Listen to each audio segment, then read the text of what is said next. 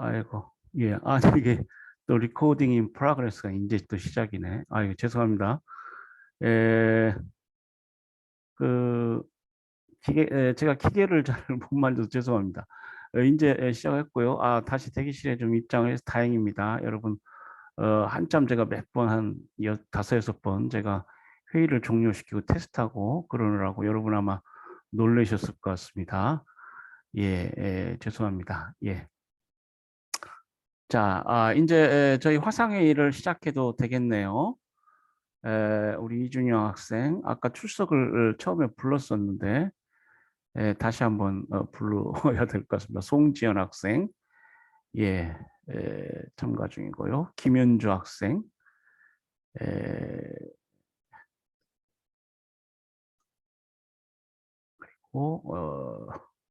김민수 학생, 어, 김민정 학생, 신관용 학생, 음, 김의인 학생, 서은수 학생,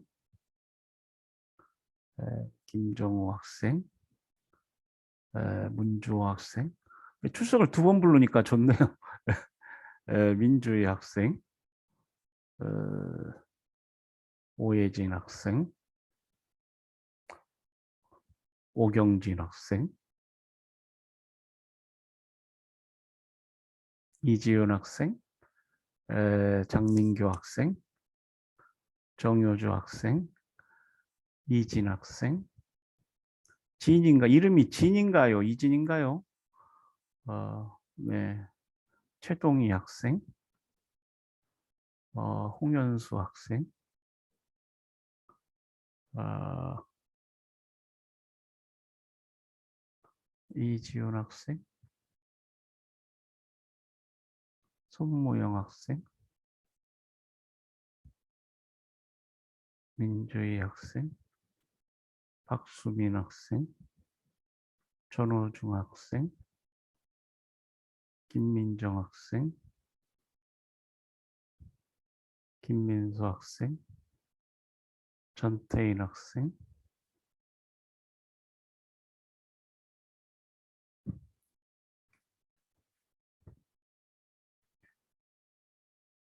네, 오가은 학생,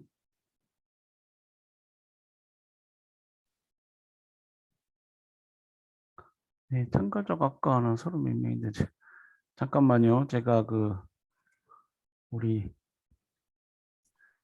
뭡니까? 단톡방 있죠? 단톡방에 좀, 참가라고 독려를 해야 될 것 같습니다. 아까 기계를 자꾸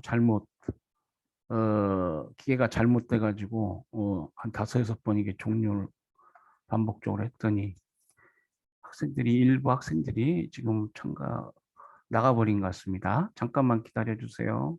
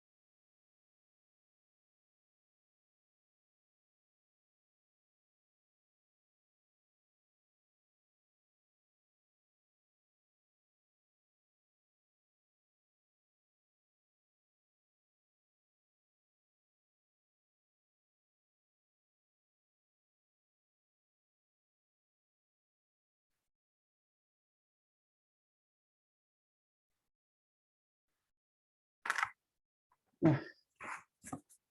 예. 제 단톡방에 지금 학생들 지금 참가자가 아까만 해도 30명이 넘었습니다. 31명이었나요? 예. 단톡방에 메시지를 남겨놓느라고 잠시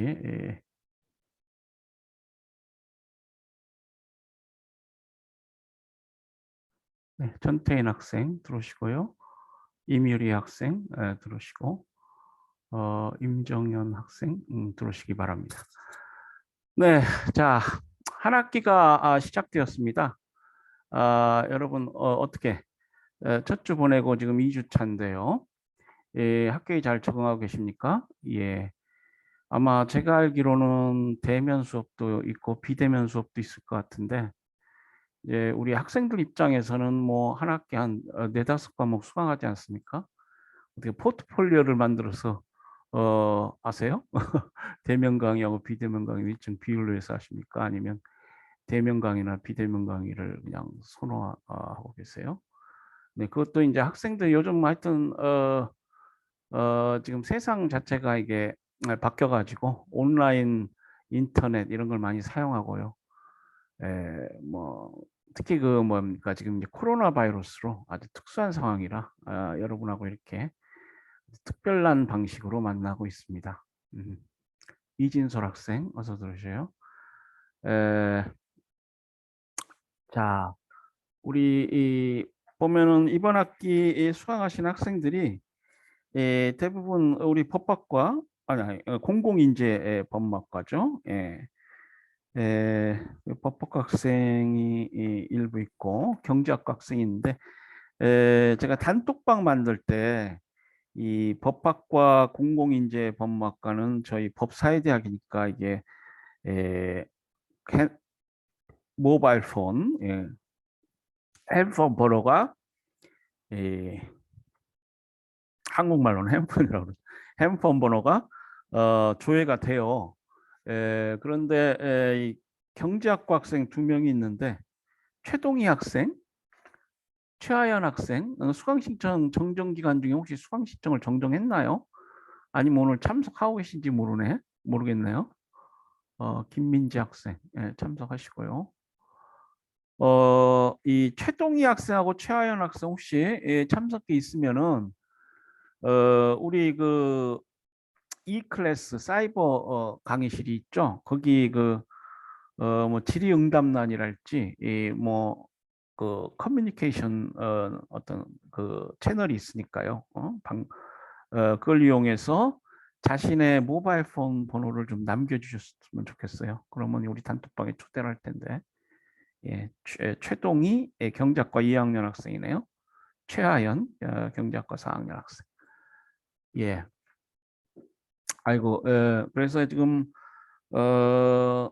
이 행정학은 공공인재법무학과 학생들이 주로 많고요. 특히 이 공공인재법무학과는 이제 그 학과 이름도 그렇습니다만 우리 뭐 법학과나 경제학과라고 해서 꼭 행정부에 진출하지 않는다는 것이 아니고 이 공공인재법무학과는 이제 행정부로 진출할 과 이름이 좀 그렇잖아요. 예, 인재 법무학과니까. 그래서 행정학 과목이 이 공공인재 법무학과에는 좀 필요한 것 같고요. 또 앞으로 행정공무원이 되시려고 하는 법학과나 경제학과 학생들도 이걸 수강해 놓으시면은 뭐 도움이 되지 않을까. 뭐 교수 입장에서 그렇게 겸허하게 생각하고 있습니다. 2학년 학생이 많으시군요. 네. 하여튼 우리 교수라는 직업이 정말 단조롭고 물론 창의적인 어떤 논문을 많이 쓰고 그래야 됩니다만은 실제로 이제 강의 논문 이런 도식적인 어떤 일로의 상상 좀 어떻게 보면 진부한 그런 느낌이 될 수도 있는데요. 네, 그런 생활 좀 어떻게 자신이 이게 스스로 노력하지 않으면 상당히 그좀 어떤 고행길이라고 할까요? 그런데 이제 그 유일한 어떤 낙이라고 하면 이렇게 여러분 같은 새내기 학생들을 새 학기에 보는 것이 낙인데요. 이제 오늘 그 비대면 강의 1주차 하다가 처음 여러분하고 상면하게 됐습니다. 그래서 아마 이제 행정학에 대한 관심이 공공인재학부 학생, 특히 이제 땅과 학생에 비해서 많을 수 있는데요. 이 행정이라는 것이 지난 시간에도 얘기했지만 우리 법사회대학 내에서 어떤 국가와 사회를 위해서 봉사하는 입장에서 지금 어떻게 보면 사법부나 무슨 로스쿨 진학해서 법관이 되거나 변호사가 되는 것도 국가나 사회에 봉사할 수 있는 길이지만은 행정부로 진출해서 국가와 사회를 위해서 큰 일을 할 수 있다. 좀 그렇게 보는데요. 그래서 지난 시간에도 얘기했지만 이 몽테스케의 상권 분립론, 우리 국가에 관한 가장 국가에 관한 최고법이고요. 하나 우리 사회의 계약설적 입장에서 보면은 우리 주권자인 시민들이 하나의 기본적인 약속을 만드는 헌법이라는 최고 규범이 있죠. 그 보면은 입법, 행정, 사법 이렇게 3권으로 분립이 되는데 어떻게 보면 이 소극적 권력 작용으로서의 본질을 갖는 사법권보다는 이 행정부로 진출해서 국가 행정을 실제로 담당해서 해본다는 것. 이것이 어떤 하나의 우리 법사회대학 에서 공부한 학생들이 하나에 진출할 수 있는 어떤 보람된 길의 하나가 되지 않겠느냐 이렇게 보는데요. 자, 뭐 이번 학기 행정학 과목 관련해서 또 대학생활 전반에 관련해서 혹시 뭐 말씀하실 사항 있으신가요? 기탄 없이 말씀하실 수 있겠습니다. 옆에 여러분 보시면은 지금 표시가 돼 있죠? 예. 그거를 음소거를 해제할 수 있겠습니다. 뭐 제가 요청하기 위해서 해제할 수도 있고요. 여러분이 스스로 해제할 수도 있죠. 그리고 요 웹캠은 되도록 뭐 켜놓으세요.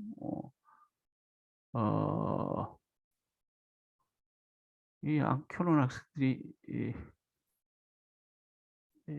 이게 이렇게 웹캠을 켜놓으면은 이렇게 쭉 여러분 모습이 이렇게 보입니다. 그리고 발언하시고 싶으신 거 있으면은 싶으시면 소고를 이렇게 소고하면 됩니다. 클릭하면 되죠. 그리고 또 좀 발언하기 수줍다. 그러면 채팅을 하실 수가 있어요. 네, 여기 채팅 그게 있죠. 채팅 기능이 있습니다. 제가 한번 쳐볼까요? 바로 안녕하세요. 그러면은 여러분 참 세상이 많이 바뀌었습니다. 예, 저도 인터넷 많이 하고 그러는데요. 여러분도 그러시죠? 가우스라는 행정학자가 어떤 7가지 환경 요인, 과학적, 그 사회적 기술, 뭐 이런 것들도 하나의 그 행정 환경이 되죠. 뭐 재난이랄지 요즘은 그 뭡니까? 지금 산불 로 지금 온 나라가 지금 시끄럽잖아요. 뭐 제가 쓰나미 얘기도 했습니다. 수업 시간에. 뭐 어떤 아무리 발전된 우리가 현대 복지 국가를 살고 있다 하더라도 이 자연재해랄지 뭐 재난 이런 것들은 피할 수 없는 것 같습니다. 예. 그래서 그런 것들이 하나의 환경이 되고 그에 기초해서 어떤 조직의 어떤 생태론적 이해가 필요하다. 뭐 제가 그런 말씀드린 것 같은데요. 예. 자, 뭐 지난 첫 그 비디오에서 동영상 강의에서 제 뭐 핸드폰 번호하고 이메일 저에 관한 소개를 드렸는데요. 뭐 언제든지 연락 주실 수 있고요. 뭐 단톡방도 개설해 놨으니까 자유롭게 뭐 수업에 관련된 사항이랄지 대학 생활이랄지 우리 뭐 평생 지도교수제가 있긴 있지만은 예, 하시면 되겠습니다. 어떻게 뭐 행정학에 대해서 전반적으로 궁금한 사항이랄지 뭐 이번 학기 수업 진행 관련해서 뭐 자유롭게 기탄 없이 발언해 주시면 되겠습니다. 예. 서로 어떻게 얼굴을 볼 기회가 많이 제한돼 있기 때문에 이렇게 웹캠을 많이 켜놓으세요. 이렇게 그러면 이렇게 학생이 예. 그 특별히 이 발언하실 사항이 없으시면은 우리 그 지금 제가 이번 주 화상 강의 동영상 강의 이 2번 올려놨고요. 이번 학기에도 그러니까 이번 시간도 제가 이제 이번 2주차에 할 사항을 관련해서 조금 화면을 공유하고 그 여러분에게 그 강의 비슷하게 화상 강의 비슷하게 진행하도록 하겠습니다. 예. 자,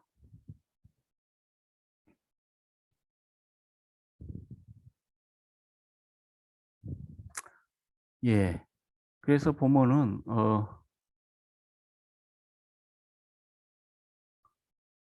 그 지난 시간에 규범적 제도적 어떤 접근 방법 제가 동영상 강의에서 올려놨습니다만은 법적 행정학을 연구하는 데 있어서 우리가 이제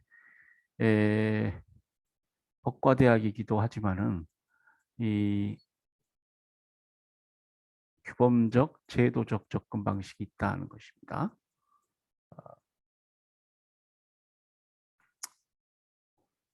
여러분 지금 오늘 대통령 선거 날인데요.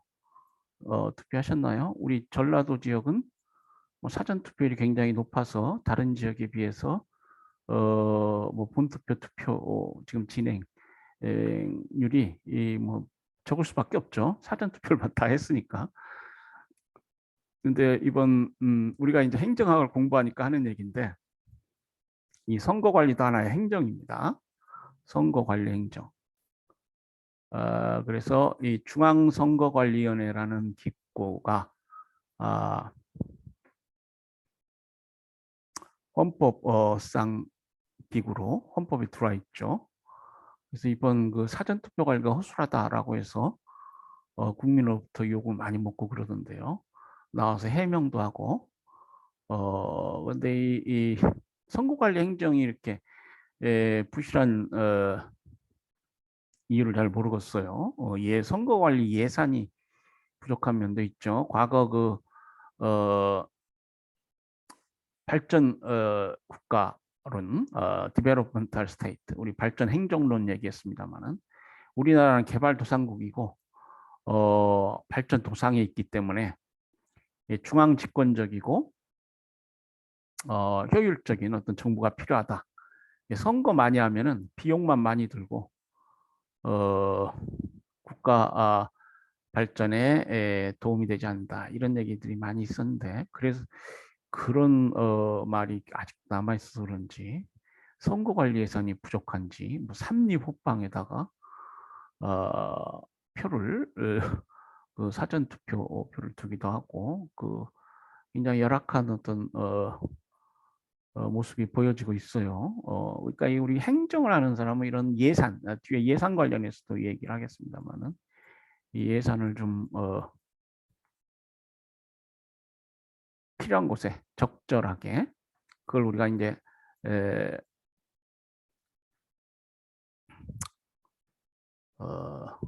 계량 세입이라고 하는데요. 그러니까 어떤 양출 세입인가요? 그래서 그 비용, 국가가 어떤 일을 해야 된다. 거기에 드는 비용을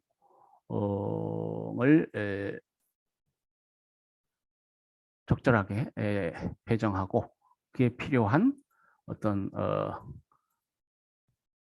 세금을 거둬야 된다. 양출 세입. 나가는 것을 잘 이렇게 측정해 가지고 세금을 걷어야 된다. 그래서 이제 재무행정론 뒤에 보겠습니다만은 그렇죠. 그리고 이제 인사행정 관련해서는 적재적소 이게 이제 핵심어가 되죠. 필요한 인재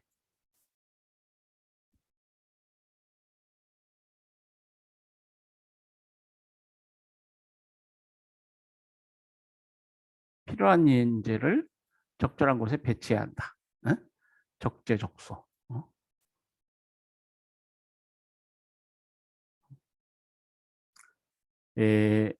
그래서 이 행정이라는 것이 사실은 법적 관점에서 우리가 바라볼 때 법치행정 원칙에 따라서 행정은 법에 근거해야 되고 헌법이나 법률에 위반돼서는 안 된다. 이게 기본이라고 한다면은 실제 관료제 하에서 행정공무원들의 이 어떤 재무행정, 인사행정 이런 걸 필 때는 어떤 이러한 기본적인 원칙에 또 따라야 된다. 이런 거는 이제 법에 있는 것이 아니고 그 뭐 지난 시간에 administrative behavior 행정공무원의 어떤 행태론 그리고 관료제 보다 유연한 관점에서 동태적으로 우리 행정공무원들이 어떻게 해야 되냐. 법에 위반해서는 안 된다는 차원을 넘어서 법에 근거해야 한다는 차원을 넘어서 이제 어떻게 해야 되느냐. 그래서 이게 지금 대통령 선거 관리 관련해서도 보면 이 선거 관리는 하나의 행정이라고 할 수 있는데요. 이쪽 보면은 어,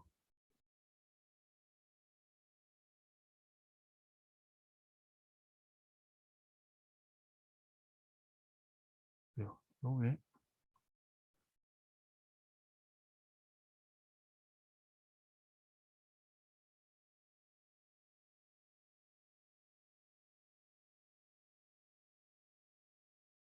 예, 여기 있다, 저기 있다니까 조금 그러네요.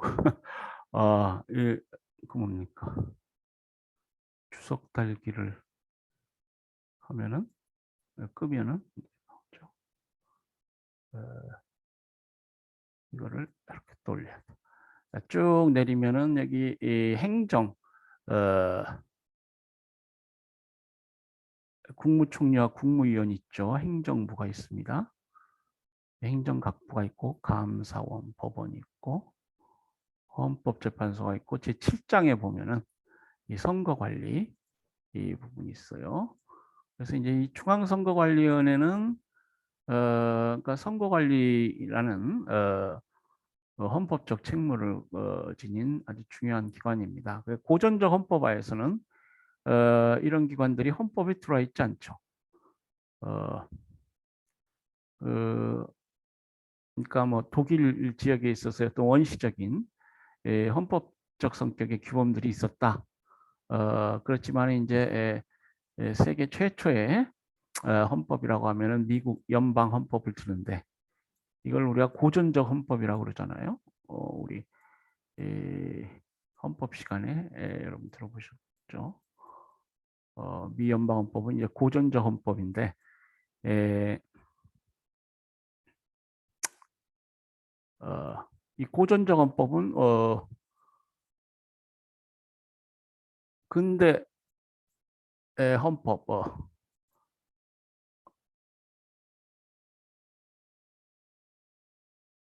왜 시작을 알리죠. 근현대 헌법 그러니까 2차 세계대전 후에 독일 보은기본법이랄지 그 이전의 바이마르 헌법 이런 20세기 새로운 헌법은 어떤 기본권이 매우 중요한 헌법에 있어 기본권을 중시하는 그런 헌법이 됩니다. 그래서 우리 이 헌법도 보면은 이 총강 다음에 국민의 권리와 의무 나오잖아요. 이 현대 복지국가헌법이 그렇고요. 이 고전적 헌법은 통치 기구가 보다 중요합니다.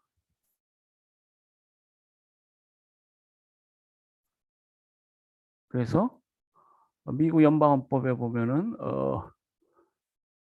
본문 부분이 이 통치기구에 관련된 부분이에요. 그리고 기본권 부분은 수정헌법 형태로 이렇게 나온다고 그랬죠. 그리고 통치기구 관련해서는 상권 분립 원칙이 연방 헌법에 들어와 있죠. 입법행정사법. 그러니까 우리 보면은 이 선거관리를 위한 중앙선거관리위원회랄지 감사원 이런 기관들은 없어요. 연방의회, 컨그레스가 있고, 이그제큐티브 행정부가 있고, 집행부가 있고요.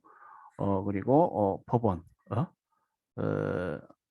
주디셔리, 법원이 있습니다.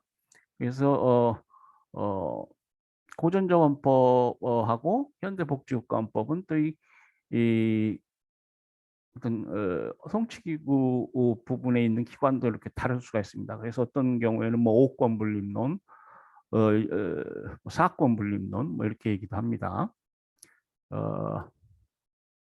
이게 미연방헌법의 고전적 헌법이라고 했죠. 미연방헌법의 통치기구 부분에 있어서 상권 분립이 있고 연방을 구성함에 있어서 이주간 시민 간의 어떤 권리, 다른 주, 이게 연방 헌법이기 때문에 그렇죠. 이 주가 어떤 어느 정도 국가성이 있고요. 다른 주 시민을 어떻게 대우할 것이냐.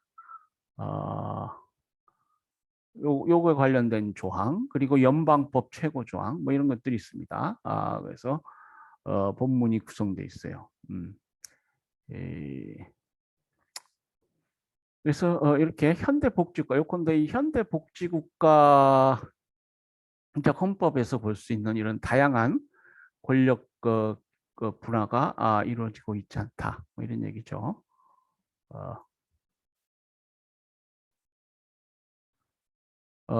그래서 이제 여러분 행정학 공부할 때는 이렇게 지난 시간에 나왔습니다만은 또 다음에 이제 관료제 관련해서 조금 보겠습니다만은 이런 헌법과 법을 또 참조하죠. 그 규범적, 뭐 제도적 접근 방법 얘기했습니다만, 그리고 정치 사회학적으로 이제 관료제에 관해서 많이 얘기합니다. 그리고 보다 더 연성적인 어떤 생태론이랄지, 퍼블릭 오가니제이션, 공공기구, 뭐 어떤 경우에는 기업 비슷하게 정부를 보기도 합니다. 그래서 이런 강도란 면에서 그냥 세 가지로 나눠볼 수가 있어요. 굉장히 연성적인 것이 이제 생태론이고 중간 단계에 있는 것이 관료제, 그러니까 정부를 관료제로 보는 거예요. 공무원들이 모여 있는 그리고 계층을 이루는 명령, 지휘계통 아에 있는 관료제로 보는 것입니다. 그리고 이제 헌법에서는 통치기관으로서의 정부 가장 딱딱하죠. 자, 그런데 이제 우리 현대복지국가 헌법으로서 뭐 선거관리 관한 중앙선거관리위원회도 헌법에 들어와 있고 그렇다는 것인데 이게 보면은 이제 대통령 임명하는 3인, 국회 선출하는 3인, 대법원장이 지명하는 3인으로 구성하고 위원장은 위원 중에 소선하는데 대충 관례가 이제 대법관들이 선거관리 위원장을 맡는 경우가 많습니다. 지금 여성 노정희 대법관인가요? 그 보통 선임 대법관이 이 중앙선거위원장을 맡는데 좀 말단 대법관 아니냐? 뭐 그래서 말도 많더만요. 뭐 하여튼 선거 관리의 여러 애로 사항이 있겠죠. 뭐 예산도 부족하고 뭐 그렇긴 한데 뭐 어떤 투표용지를 보관하기 위해서 3D 못방 박스를 사용해야 되나요? 뭐 정부가 이렇게 나중에 우리가 조달 행정도 얘기하겠습니다만은 기업하고 계약을 맺어서 다 국가공무원 마크가 찍힌 박스를 사용하면 좋잖아요. 위원회 임기는 6년으로 하고 이렇게 돼 있습니다. 아, 그리고 이런 중요한 공무원들은 그 신분 보장이 필요하죠. 왜 탄핵 근거 또는 탄핵 또는 금고 이상의 형량 선고에 의하지 않으냐고 파면되지 아니한다. 네.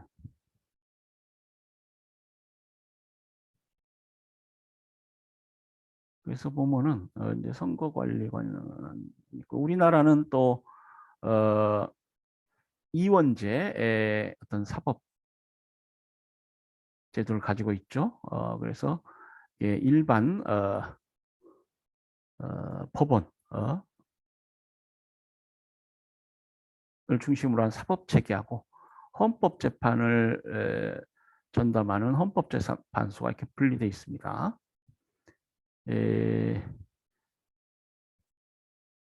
그러니까 이게 독일식이죠. 일본은 일원적 사법제도 하에 있습니다. 미국과 같이 하나의 최고법원이 있어요. 미국도 대법원을 정점으로 사법체가 일원적으로 돼 있죠. 우리나라는 이제 어떤 일반적인 사법 체계로서의 법원 외에 헌법재판소를 두고 있습니다. 독일 같은 경우는 특별 분야에 관한 어떤 최고 독자적인 최고법원을 가진 그런 시스템을 가지고 있습니다. 6개인가 되는 그런 최고법원을 가지고 있어요. 물론 그 중에서 이제 헌법재판소가 가장 또 최고법원이다. 뭐 이렇게 얘기하는데 그래서 노동법원이랄지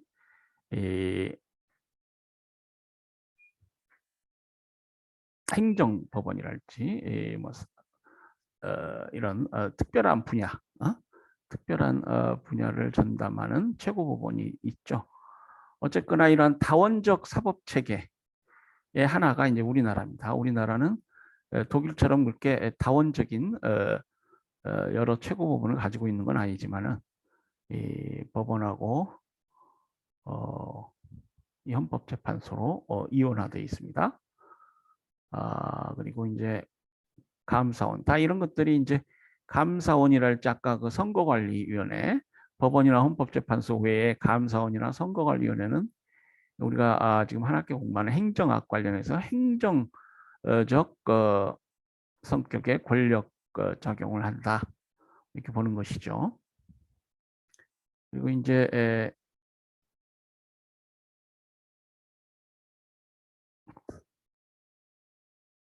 뭐 이 감사원은 아예 편제도 지금 행정부에 들어와 있네요. 그러니까 행정부 해가지고 국무총리와 국무위원, 국무회의, 그리고 행정각부, 그리고 감사원 이렇게 사관으로 돼 있고요. 중앙선거관리위원회는 헌법재판소 다음에 이렇게 독자적으로 되어 있습니다만은 그 성격의 본질은 행정적 작용이 크다. 일정한 물론 판단 작용도 하지만은 그렇게 얘기할 수 있고요. 그리고 이제 고전적 헌법 얘기했습니다만은 18세기 말이죠. 그러니까 19세기로 들어설 무렵 만들어진 고전적 헌법 은 상권 분립 엄격하고 뭐 그런 얘기했습니다만은 그 집행부 executive 집행권이 대통령 을 중심으로 이론적으로 되어 있습니다. 그런데 이제 미국의 연방 헌법 이 만들어지고 그 연방 헌법 그 지난 시간에 규범적 제도적 접근 방법 관련해서 선진국 이것은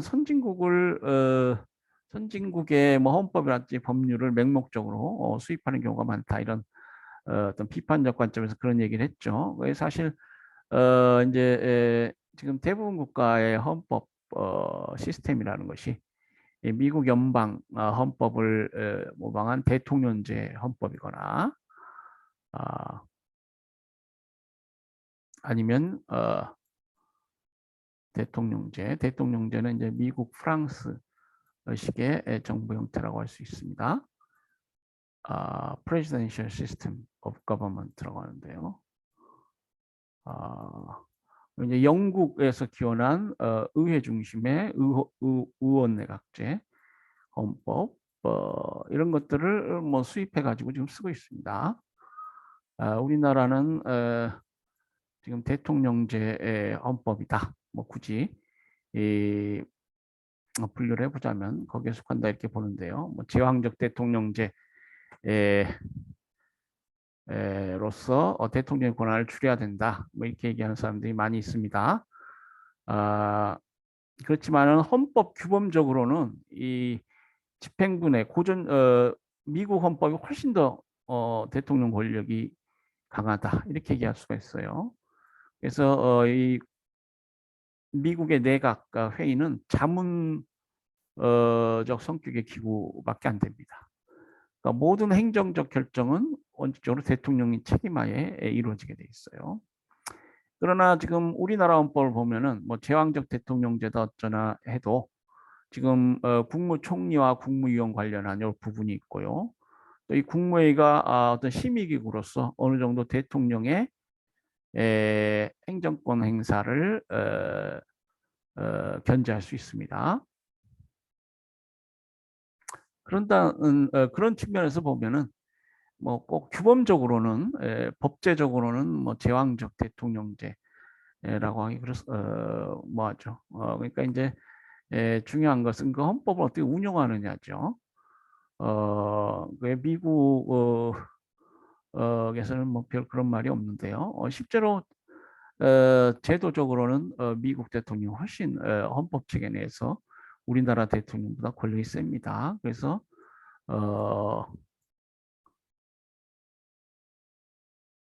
칼 레벤스타인 같은 사람은 미국 대통령을 현대판 황제다. 뭐 이렇게 얘기하기도 했습니다. 그리고 또 우리나라는 더군다나 임기가 지금 5년 단임제라서 그 대통령이 이 어떤 힘을 가지고 미국 어때요? 8년 할 수 있죠. 연임제. 그래서 특별한 사유가 없으면 연임을 보통 하고 일관된 정책 집행이 가능하다. 이렇게 보는데 우리나라는 또 단임제라 5년 단임제라 어, 막판에 또 레임덕 기간도 제하고 나면은 뭐 대통령이 꼭 어떤 제왕적 권한을 행사하느냐 뭐 이렇게 보지 않을 수도 있습니다. 예. 뭐 그래서 말하는 사람들에 따라 좀 다를 수 있겠습니다만은 자 그래서 이제 우리가 행정학을 공부한다. 그래서 이건 이제 헌법하고 행정법 을 유기적으로 이렇게 이해할 필요가 있습니다. 헌법 행정법과 행정 이론들 우리가 공부하는 여러 가지 지식들을 유기적으로 연결할 필요가 있죠. 보면은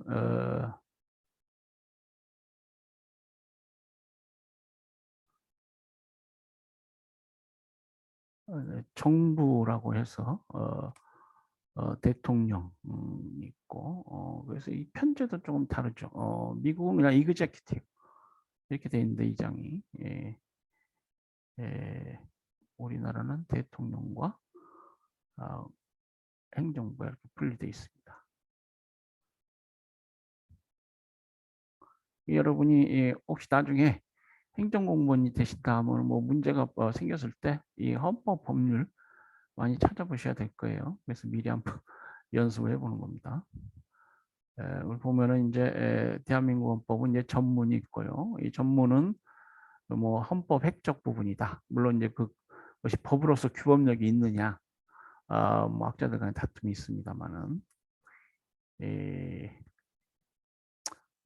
그래 보면은 이제 우리 대한민국의 역사를 어디서부터 시작할 것이냐, 음, 대한민국의 시작을 어떻게 볼 것이냐, 뭐 3.1운동, 대한민국 임시정부 이런 말이 들어가야 된다. 또 5.16 정신을 여기 넣자. 우리 뭐 저희는 이제 전라도 광주 사람이기 때문에 그런 어떤 정서가 있습니다만은 이 그야말로 음, 그러니까 5.16 군사 그리고 이제 5.18 광주 항쟁 이런 것들이 역사적으로 큰 사건 중에 하나인데 4.19 지금 몇 버금가지 않느냐. 그래서 이 5.18 민주항쟁 에,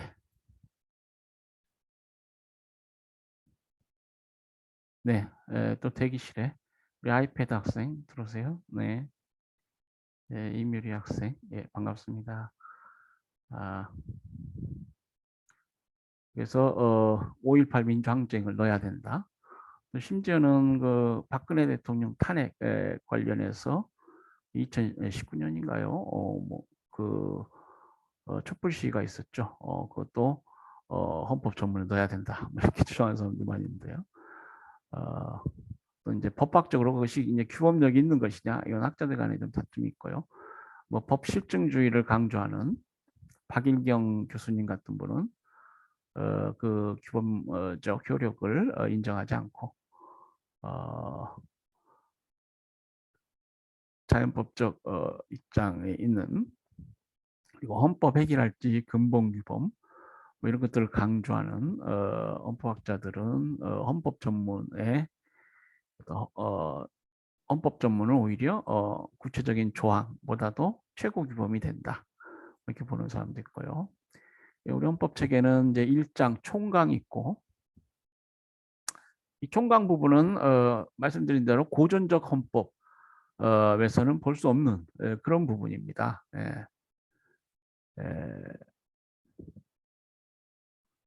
그 현대 복지국가 헌법에 들어와서는 헌법 체계가 조금 달라질 수가 있어요. 특히 이 현대 복지국가로의 발전에 있어서 중요한 의미를 갖는 것이 양차 세계대전입니다.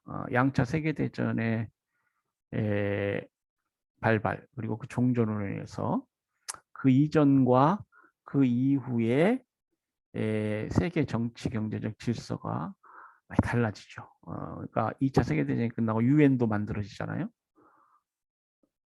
어, 유엔이 만들어진다. 이것은 새로운 세계적 차원의 정치 경제 질서가 자리 잡고 시작된다는 것을 의미합니다.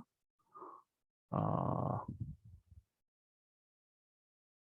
네, 우리 채팅방에 어, 네, 이미려 학생이 채팅 교수님 제가 수업을 기숙사에 듣는데 중간 와이파이 연결.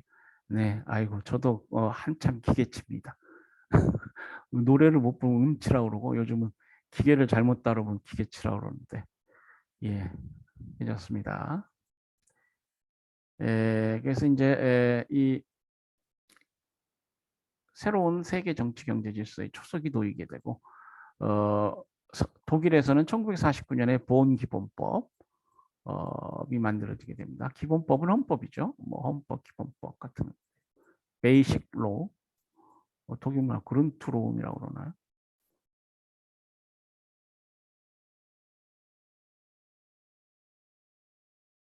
베이식 로, 또 페어파스, 뭐 이렇게 컨스티튜셔널 로. 이러한 새로운 현대복지국가헌법, 이것은 이제 양차 세계대전의 참화를 경험하고 인류의 어떤 반성이 담겨져 있습니다. 자, 히틀러가 어떤 나치 수권법을 만들어서 나치 독재를 했죠. 자, 모든 어떤 국가 관련한 어떤 어, 국가나 권력적 관점에서 국민 다수 이상 절대적이다. 그래서 다수주의가 또 하나의 도구마로 굳어지면서 독재도 가능한 겁니다. 그러니까 다수면은 독재도 가능하다. 그게 수권법적 사고방식이에요.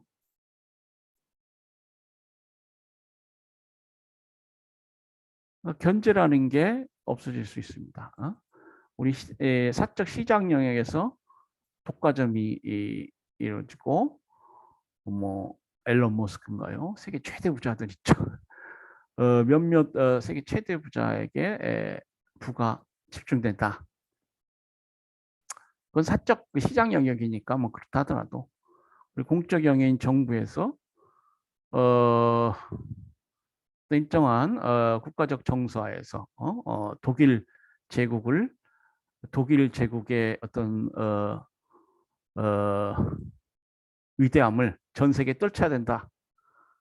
와, 국민들이 거기에 환호하고 90% 100% 그냥 김정은 어, 이랄지 어떤 공산당 지도자를 선출하는데 90% 100% 찬성한다 뭐 이런 것처럼 그렇게 해서 어떤 집권당은 그야말로 영원한 집권당이 되는 것입니다. 독일 제국을 위한 영원한 집권당, 공산주의 이념을 위한 영원한 집권당. 그게 다수주의의 문제예요. 어? 형식적 법치주의.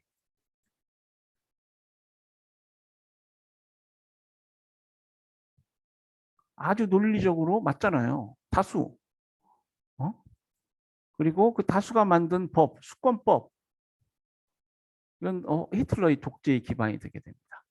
그러면 나치 사회민주노동당, 나치당 이름이 그거죠. 그러니까 국가가 파시즘적으로 뭐 자본, 노동 뭐 이런 것들이 다 이렇게 합쳐져 가지고 유기적으로 어떤 최강국이 돼야 됐다. 강력한 어, 독일 제국이 돼야 됐다. 그러나 실제로 이 다운화된 사회랄지 노동과 자본의 어떤 갈등 그리고 어떤 독재에 대한 어떤 역사적 경험들 그래서 쭉 역사적으로 만들어진 어떤 제도 같은 거 이런 것들을 통해서 우리가 다수주의를 보완해야 된다. 물론 다수주의라는 건 민주주의의 어떤 가장 기본적인 출발점이지만은 이런 역사적으로 형성된 제도랄지 이런 것들 이런 것들을 보호해야 한다. 그래서 이제 기본권 기본적 인권 보장 외에도 헌법은 제도 보장 조항을 담고 있다. 그래서 이게 과거에는 그러니까 고전적 헌법화에서는 있지 않았던 것들입니다. 예? 그러니까 2차 세계대전 이후에 어떤 나치 독재랄지 뭐 이런 것들에 대한 역사적 경험을 통해서 헌법에서 복수정당제를 보장하고 있어요.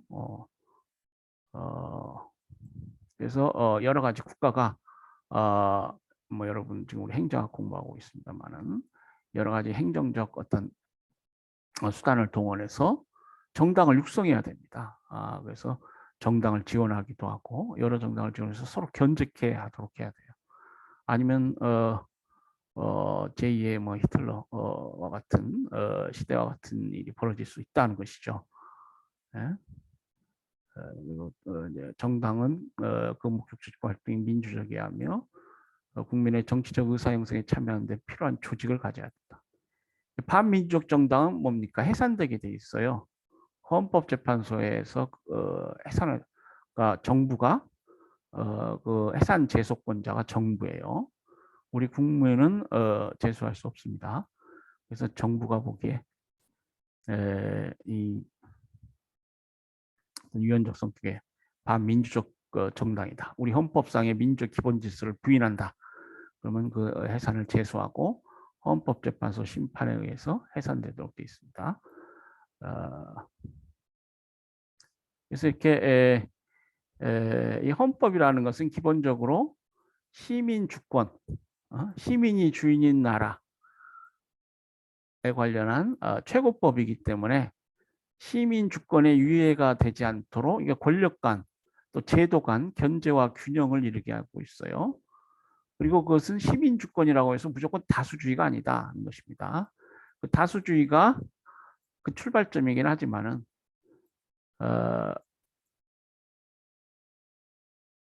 헌법의 여러 조항들 제도를 통해서 그게 견제될 필요가 있다는 것입니다. 그래서 지금 오늘 대선 진행되고 있습니다만은 우리 탄핵 제도가 있죠. 그래서 이 윤석열 이 대통령이 당선되면 탄핵될 가능성이 크다. 지금 우리 거대 여당이 돼가지고 지금 국회의석이 지금 탄핵의 제소가 그러니까 탄핵 소추가 가능한 탄핵도 그 의회에서 탄핵 소추가 가결되면은 이제 헌법재판소에 제소가 되고 헌법재판소가 그 최종적으로 그 탄핵 결정을 내리게 되죠. 탄핵 여부에 관한 결정.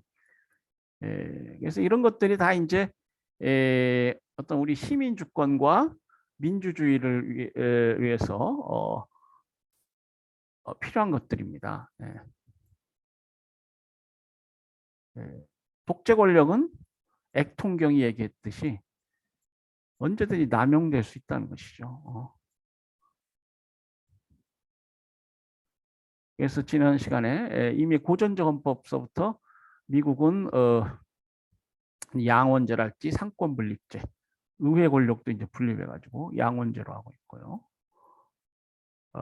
연방 권력이 상권 분립제 이렇게 분립돼 있죠. 그리고 이제 연방 시스템이니까 연방 시스템에 기반하고 있으니까 이제 주하고 연방 정부 간의 권력 분립도 우리가 생각해 봐야 됩니다. 자, 우리나라는 연방 국가가 아니죠. 단일 국가인데 다만 이제 지방 자치를 하고 있습니다. 그러니까 미국은 시작이 주가 먼저 있고 연방이 나중에 만들어집니다. 그러니까 주의 국가성이라는 것이 있습니다. 뭐 점점 발전하면서 단일 국가처럼 연방 국가의 권한이 점점 커지고 있습니다만은 이제 지금은 연방 의회가 못할 일이 없다.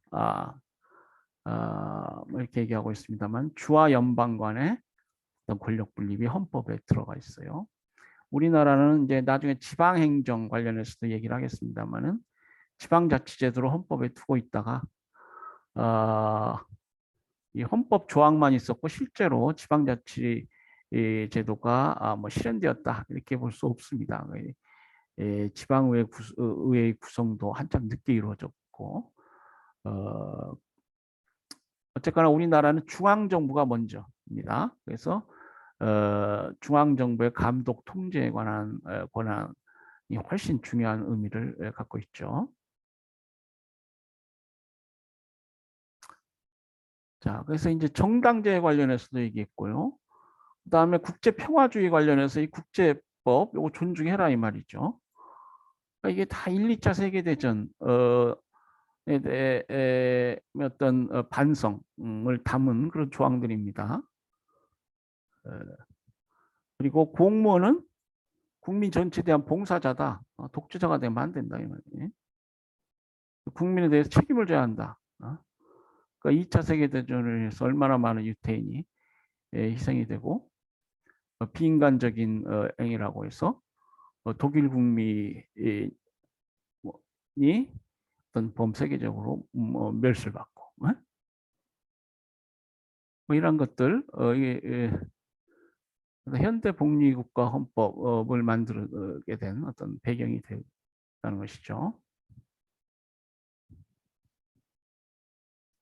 보다 민주적인 정부, 국민이 주인인 정부, 국민을 섬기는 그런 정부가 함부로 전쟁을 했어요. 지금 러시아가 우크라이나를 침공해서 뭐 전쟁이 진행되고 있습니다만은 러시아 내에서도 반전 운동이 많이 있다고 그러잖아요.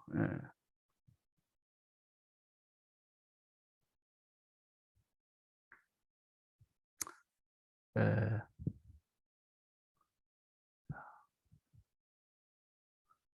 이제 우리나라는 그러니까 여기 보면은 뭐 국제법 존중, 국제평화주의.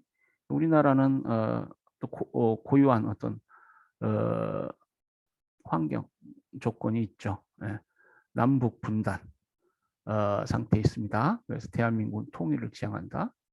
그리고 그 영토는 한반도하고 부속도서란다. 이 부분은 국가보안법 관련해서 많이 또 어떤 다툼이 있는 부분입니다.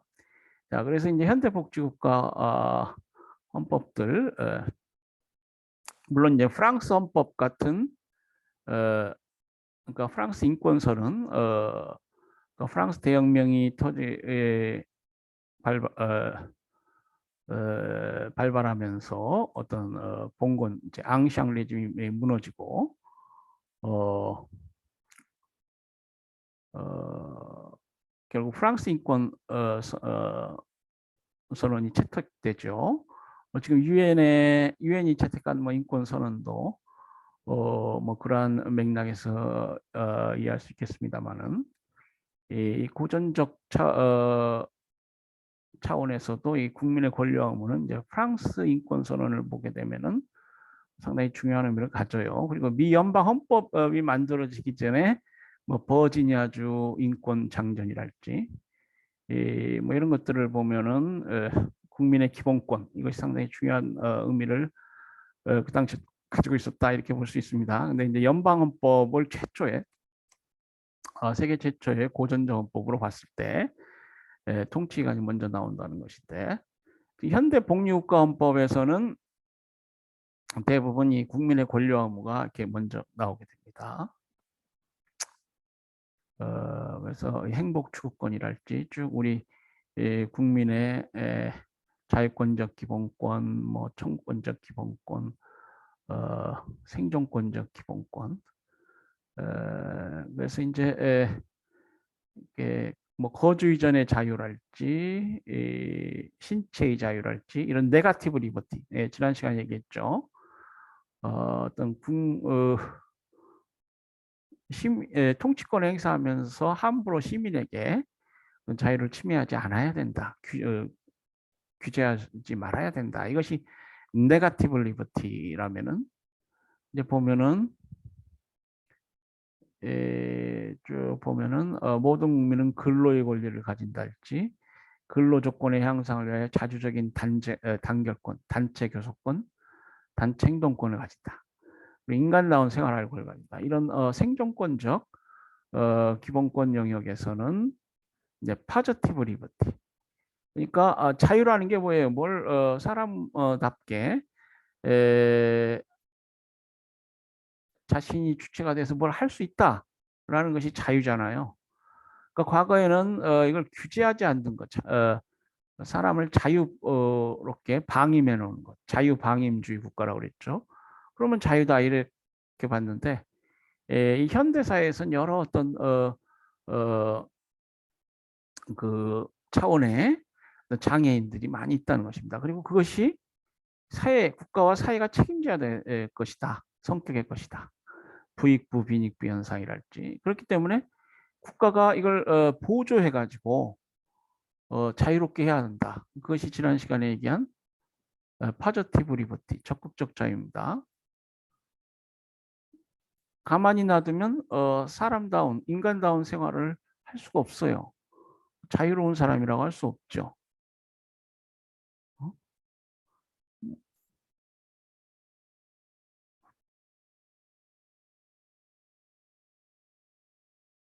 그래서 뭐 일정한 노령자에게 대해서 생활 보조를 한다거나 장애인에 대해서 국가가 적극적으로 우대를 한달지 이렇게 국가가 적극적으로 그래서 이 행정 관점에서 이 파저티브 리버티는 상당히 중요한 의미를 갖습니다.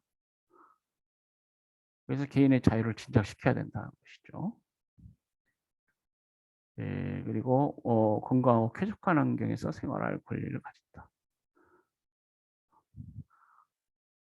그러니까 이 자유라는 것이 어떤 과거와는 달리 이 구속이 없는 상태만이 아니고 그야말로 중국의 미세먼지로 인해서 숨이 턱턱 막히다.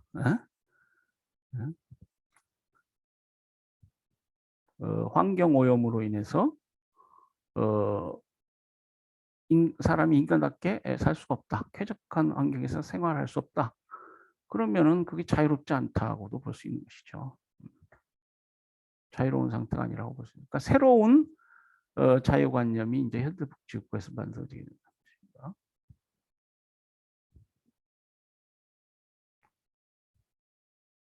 그리고 이제 37조 같은 경우에는 뭐 미국 헌법에도 있습니다만은 모든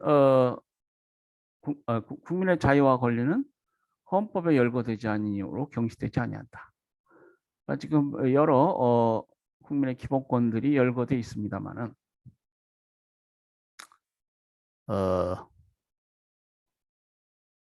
모두 열거할 수 없죠. 그래서 이게 이제 포괄적으로 헌법이 그 앞에 나오는 인간의 존엄이랄지 또 인간다운 생활할 권리랄지 특히 그 인간의 존엄 관련한 조항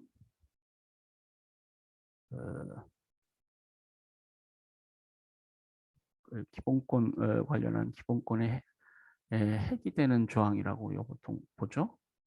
모든 국민은 인간으로서의 존엄과 가치를 가지며 행복을 추구할 권리를 가진다. 이 10조하고 연결되어서 이게 포괄적으로 국민의 기본권을 보장할 수 있게 하는 그런 조항입니다. 37조. 그러니까 이 조항에 따라서 여러분이 이제 행정공무원이 되신다. 그러면은 국민이 인간의 존엄성을 유지할 수 있는 그런 기본권을 많이 생각해 봐야 됩니다. 헌법 문헌에만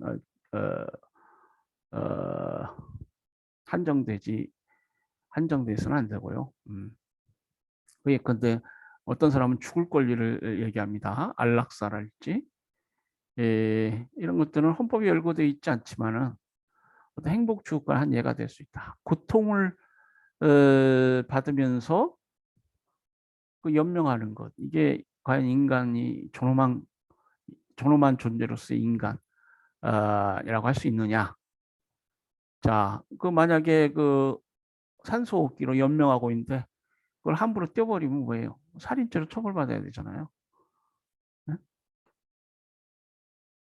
그렇지만은 그러한 경우에 이제 처벌받지 않을 수 있다. 최고법인 헌법에 따라서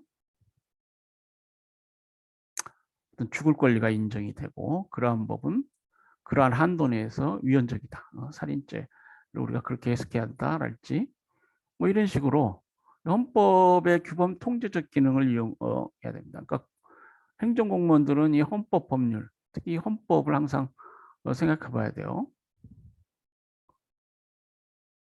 국민을 위해서 봉사하는 지위에 있기 때문에 예. 낙태죄도 그렇죠. 낙태죄. 예. 그러니까 그 여성에게 사생활 자유가 있다. 뭐 우리나라도 지금 과거에는 이 사생활의 자유 조항이 없었습니다만은 지금 아마 지금은 들어와 있을 겁니다. 17조인가요? 모든 국민은 사생활의 비밀과 자유를 침해받지 아니한다. 그래서 여성들은 이제 이 조항에 따라서 낙태의 자유를 이제 법에 따라 보장받을 수 있습니다. 뭐 일정한 경우에 낙태죄가 성립되지 않는 경우가 있어요. 그 사생활의 비밀과 자유 관련한 조항이 없다거나 뭐 그렇게 되면은 이러한 낙태에 관련한 여성의 어떤 권리를 37조에서 찾을 수도 있겠습니다. 그래서 그 열거되지 아니한 기본권, 사람답게 살기 위해서 뭐가 필요하냐? 이것은 이제 동태적으로 발전되는 거야.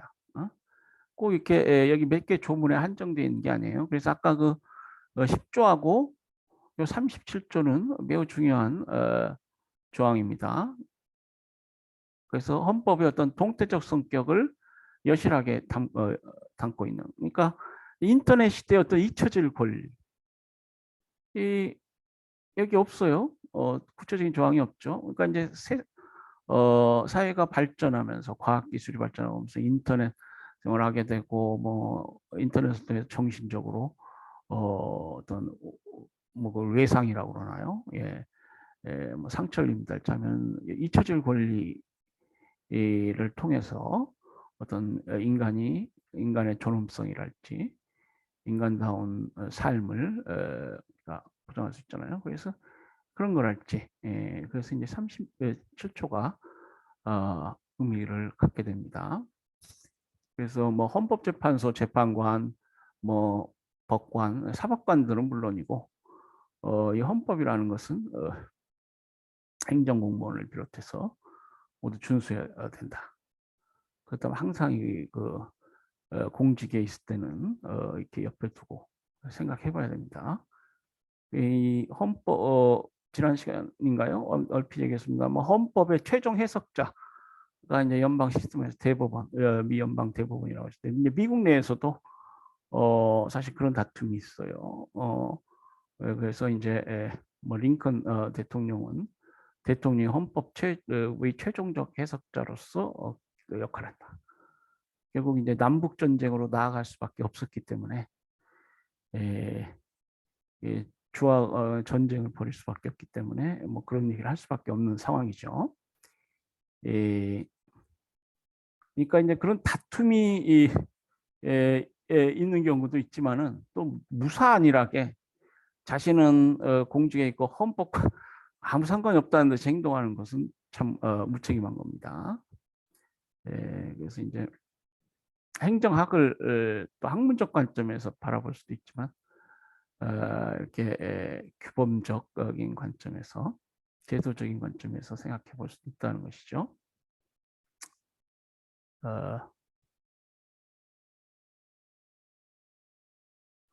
자, 그 다음으로 제가 법령조직법을 그러니까 정부조직법 죄송합니다. 정부조직법을 제가 이렇게 화면에 띄워놨는데요. 지금 이제 대통령 선거가 있고 정부가 바뀌게 되면은 이 정부조직법도 바뀌게 될 겁니다. 뭐 그런 경우가 다반사예요. 정부조직법은 정권이 바뀌게 되면 대부분 다 개정되는 것인데요. 이제 우리가 이 정부조직법 관련해서 한참 많이 공부할 거예요. 뭐 행정조직론도 있고 뭐 하지만은 그래서 미리 좀 한번 보겠습니다. 뭐 중앙행정기관의 설치와 조직 있고요. 중앙행정기관도 정권마다 좀 달라질 수가 있어요. 지금 여가부 관련해서 더민주당 정책가 지금 현 여당이죠. 정권이 바뀌었지 어쩔지 모르겠습니다만은 현 민주당은 여가부를 계속 확대 개편해서 여성가족부 그러니까 우리 진보 정권이라고 그러죠. 그러니까 보통 여성 가정 문제에 있어 적극적입니다. 그것을 확대하겠다 뭐 이렇게 말씀했 현 대통령이 발언했다고 그러는데요. 보수 정권으로 보죠. 우파 정권은 여가부 폐지 관련해서 아마 공약을 한 것 같은데요. 이 정부조직법도 많이 바뀌어요. 특히 정권과 이게 상관됩니다. 그리고 이제 또 중요한 법 중에 이게 정부조직법 중요한 법 중에 하나죠. 헌법, 정부조직법, 그리고 국가공무원법. 이제 미국의 경우는 펜들턴법인데요. 국가공무원을 어떻게 임명할 것이냐. 그리고 국가공무원의 뭐 신분, 지위 관련한 부분. 그래서 이제 일반적으로 그 역관제, 스포일 시스템. 그러니까 정치 국가에서는 또 위너 테이크스 올이라고 그랬죠. 선거에서 승리한 정권이 모든 걸 간다라고 해서 역관제가 쭉 오랫동안 유지되어 왔습니다. 그러니까 역관제라는 건 뭐예요? 관리 엽이라는 건 수렵 뭐 한다. 그러니까 사냥한다는 뜻이죠. 관리를 사냥한다는 거예요. 너는 전 정권의 관리니까 물러나. 새로운 관리가 이제 온다. 그래서 이 역관제가 19세기 political state, 그 정치 국가에서는 어떤 강력한 어떤 관행과 제도로 유지되어 왔습니다. 그런데 이제 펜들턴 액트를 통해서 19세기 초 무렵에 이르게 되면은 그러니까 국가 고시랄지 뭐 시험을 통해서 역량 있는 인재들을 임용하는 그런 제도가 생기게 되고 이제 그런 혼란기에 뭐 대통령이 암살되기도 하고 그렇습니다.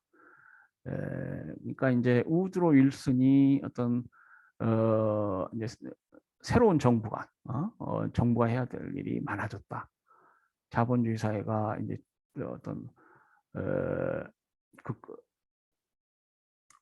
급속도로 발전하면서 시장의 포화랄지 고도적인 자본주의 발전으로 인한 여러 사회 병리 현상을 정부라는 건 의로운 일을 해야 되잖아요. 개입해서 관여해서 해결해야 될 그러기 위해서는 역관제로는 안 되는 거야. 그래서 역량 있는 공무원을 임명해야 된다. 그래서 이 정부조직법하고 국가공무원법은 행정학에서 매우 중요한 법입니다.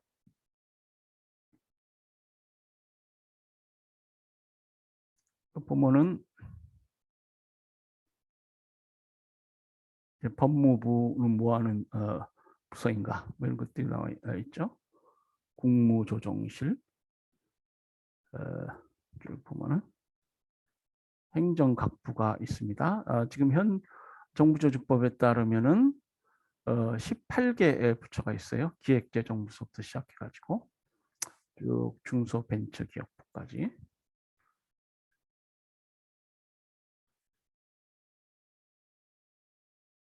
그래서 이제 이게 이제 선임 행정각부입니다. 그래서 만약 대통령 유고 시에는 이제 국무총리가 대통령 권한을 대행하죠. 그리고 국무총리도 유고다. 그러면 아마 지금 이 정부조직법상 행정각부의 순위에 따라서 대통령의 권한을 대행토록 이렇게 하게 돼요. 환경부, 여성가족부, 교통부, 중소벤처기업부까지 44개조로 지금 정부조직법이 돼 있죠. 자, 지난 시간에 이 행정에 대한 관심이 정치국가 시대에는 매우 적었다. 그래서 그 행정학도 다른 학문분과에 비해서 늦게 발전한 그런 학문이다, 분과다. 뭐 이렇게 말씀을 드렸는데, 그러니까 행정에 관한 체계적이고 이론적인 법이 행정정착법이라고 했을 때, 그러니까 체계적이고 가장 일반적 성격의 법이 행정절차법이라고 했을 때, 이 행정정착법이 만들어진 것도 20세기 중반이라는 것입니다. 우리 채팅방에 누가 채팅을 했네요. 교수님 수업 중 실례지만 수업 언제까지 진행하나요? 투표하러 가야 해서요. 예, 그래서 12시 20분이 됐네요. 저희가 좀 늦게 시작한 것 같은데, 예, 예, 곧 5분 내에 마치도록 하겠습니다. 예, 여러분 또 투표하러 갈 사람도 많이 있겠군요. 예, 자, 그래서 이 행정절차법, 미국만 해도 이것이 20세기 중반에 이르러서야 이게 만들어집니다. 우리나라는 또 한참 뒤에, 또 그 4, 50년 뒤에 만들어지죠. 그 우리나라에서도 이 행정절차법을 만들어야 한다, 만들어야 한다. 많이 말씀인데요. 자, 여기 행정절차법에 관한 위키백과에 설명이 되어 있습니다. 미국 법인데요. 보면은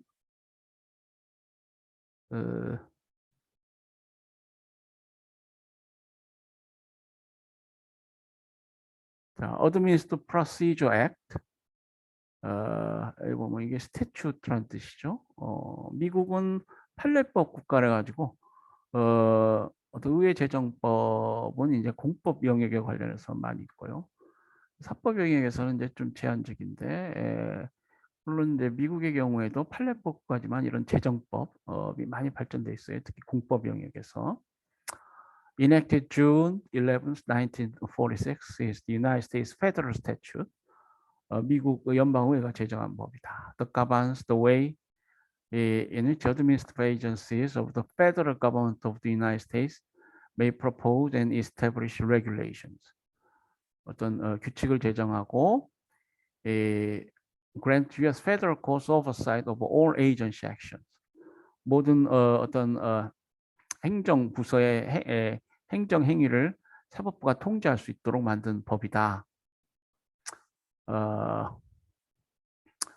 The APA applies to both the federal executive departments and independent agencies. 이 행정절차법은 미 행정부 각 부하고 독립된 여러 가지 독립위원회랄지 뭐 이게 독립된, 그러니까 라인 오서리티라고 하죠. 개선 조직으로부터 분립된 어떤 독립된 권한과 책임을 부여받은 조직들이 있다는 것입니다. 그런 독립된 행정기관에도 적용이 된다. U.S. Senator Pat McClellan called the APA a Bill of Rights for the hundreds of thousands of Americans whose affairs are controlled or regulated by federal government agencies. 그래서 미국의 수많은 시민들을 위해서 제정된 법이다. 이 시민들은 뭐 경제 인들이죠. 시장에서 경제 활동을 하고 뭐 예컨대 구글이랄지 무슨 아마존 같은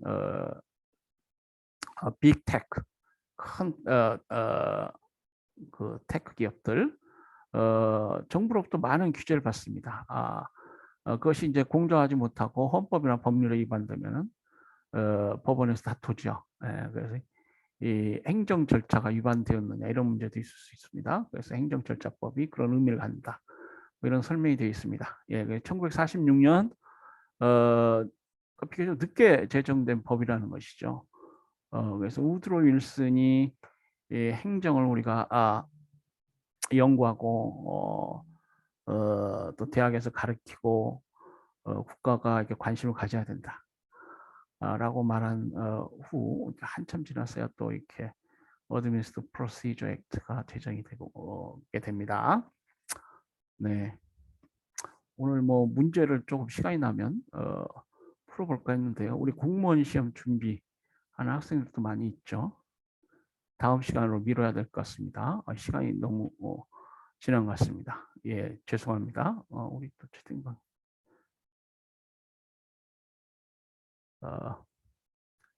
네, 서운수 학생, 교수님 1주차 인강은 출석에 반영되는 건가요? 그리고 알람에 내일 화상 수업 있다고 뜨는데 오류인가요?